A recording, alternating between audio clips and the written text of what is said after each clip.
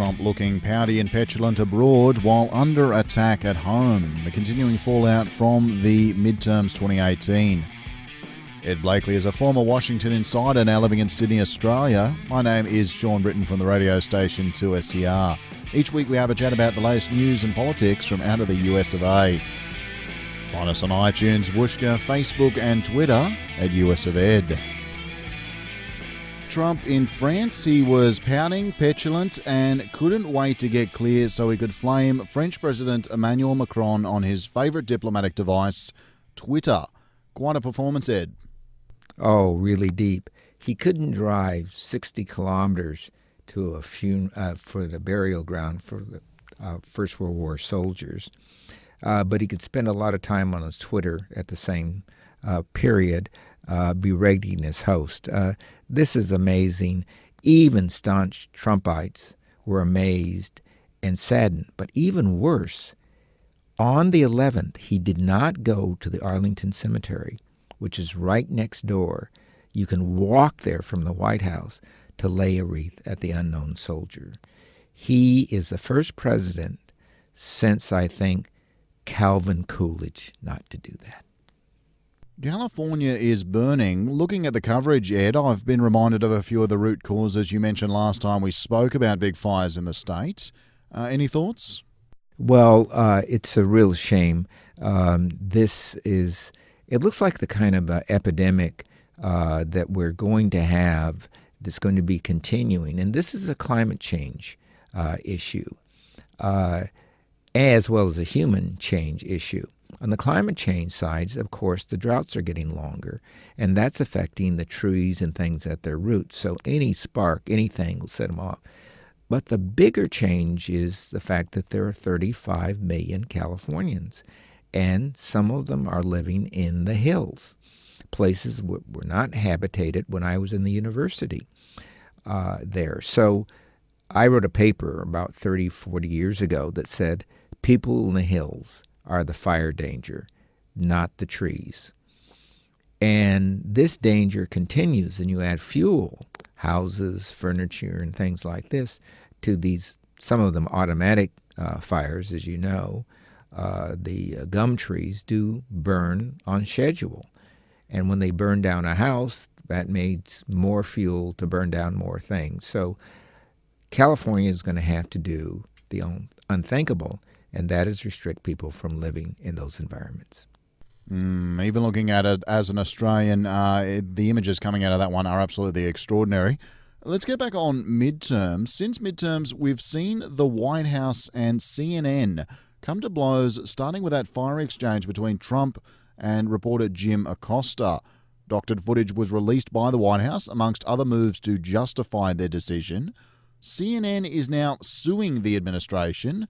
This is just bizarre. Well, it's the second time CNN has had to sue the administration.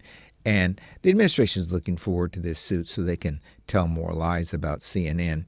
And before it goes to court, they'll clearly give up. Now, what they might have to give up is having Jim Acosta come and do the CNN reporting.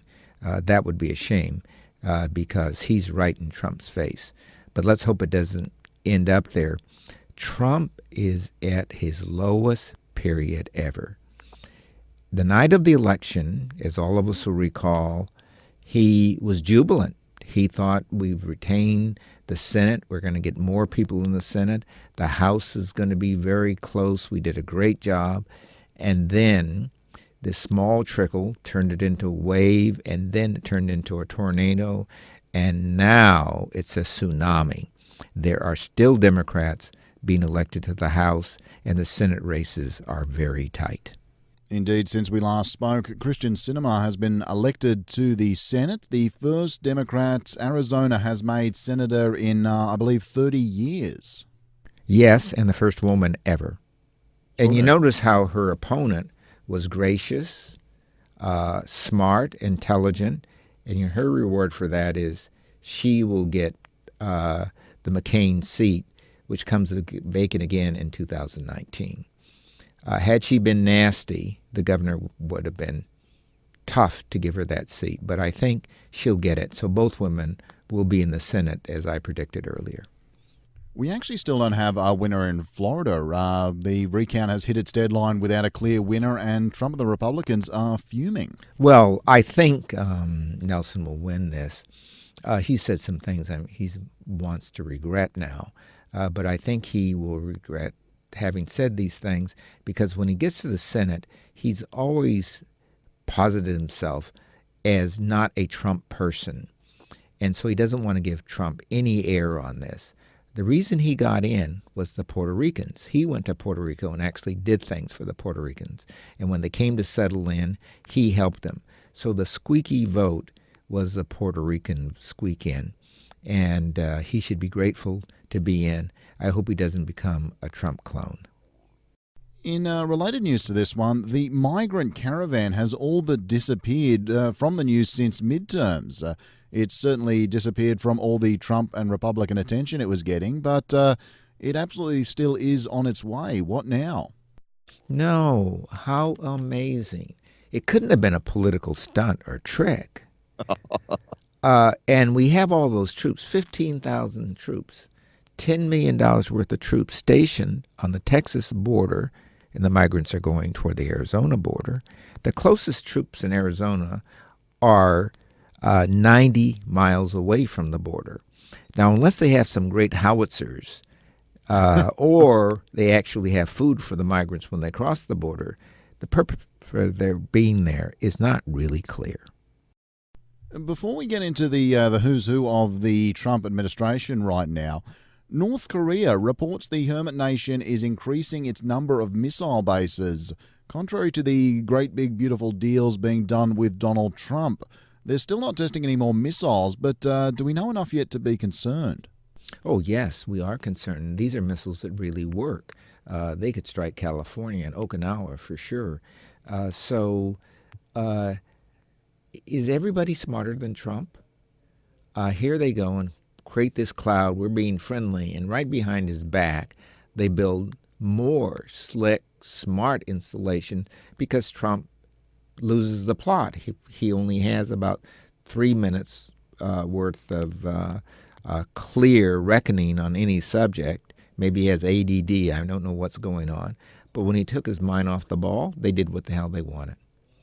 And as I say, in the who's who of who's in the Trump administration, who's on the way out of the Trump administration, White House Chief of Staff John Kelly could be hitting the bricks. Kelly was meant to be the grown-up in the room, but he seems to have had little influence over Trump since he came onto the team. Well, he had some in the beginning, and that's worn very, very thin. Trump has to blame somebody for what went wrong, and Kelly's going to get it. Kelly has been a defender of many of the other administration officials on his own team and other teams. He's a team player. Trump is not. So Kirstjen Nielsen is a prime example of that. Trump thinks she should have kept people from coming across the border. I don't know whether he's going to give her an airplane to bomb people or whatever the heck. But since she didn't dream up something to keep people from coming across the border, he's mad at her and she's on her way out. Any indication of who would replace Kirstjen Nielsen in the Secretary of Homeland Security position? Well, the guy who didn't make it in the VA, maybe him. At least he's a medico. No, he doesn't have any clues. And he may come up against a real issue here. Clearly, when the new Senate comes in, they're not going to be approving everybody that comes down the path. So, and Nielsen got in because of Kelly. If there's no Kelly, who's going to get in? 3 of the members of his cabinet are under suspicion. Whitaker, the guy he just put in to the acting attorney general, is under indictment in Florida for fraud. And so the possibility is we may need jail reform to handle all the Trump people who will be in federal prisons. Well, just another word on Kelly. We can't dismiss Melania Trump's role in all this. She apparently wants Kelly gone, as well as her office calling publicly for the firing of Deputy National Security Advisor Mira Ricardel, a position she's since been forced out of. This is the most embarrassing thing I've ever seen or heard of. This doesn't happen in a kindergarten. Uh, Teachers don't ask for the firing of the principal. Please. Uh, and the president said, "Sweetheart, you're making me look bad. You're making me look ridiculous." I'm not sure the president's enjoying this job anymore, and she's the canary in the coal mine. So I think they will both be moving back to New York sooner than you think. And just a final word on midterms. We discussed this a little bit last week with the firing of Jeff Sessions, but the fight for the Mueller probe, have we seen anything on that? The retiring senator from Arizona says he will stand in the way of any judges or judicial appointments that come before his committee. Now remember, these committees are balanced. So there'll be 10 Republicans and 10 Democrats and the chair, which gives him 11. If Flake backs out, then it's a 10-10 tie. Most of the time, they will not send anything up if it's tied. Now, if it gets there, Collins has already indicated she will not sign on. But I also think Murkowski from Alaska will not sign on. And you have those Democrats who are still there. They will not sign on. So I suspect Trump is really in a corner here. If he tries to get these people approved, then he has to give up on this bill that protects Mueller. Let me finish with this. Mueller's damage is already done. Mueller is not dumb. I'll bet he sent every one of his cases and indictments to the Northern District of New York or to the Northern District of Virginia. So he's already placed his indictments under seal in these places. So if he's gone, these places are independent agents and they will issue indictments against these people. And the president will have to go around trying to squash these indictments with what? I don't know. But I'm sure the Congress would be out of sorts with anything like that. US of Ed is produced in the studios of 2SCR in Sydney. Help support the work we do by going to 2scr.com/support.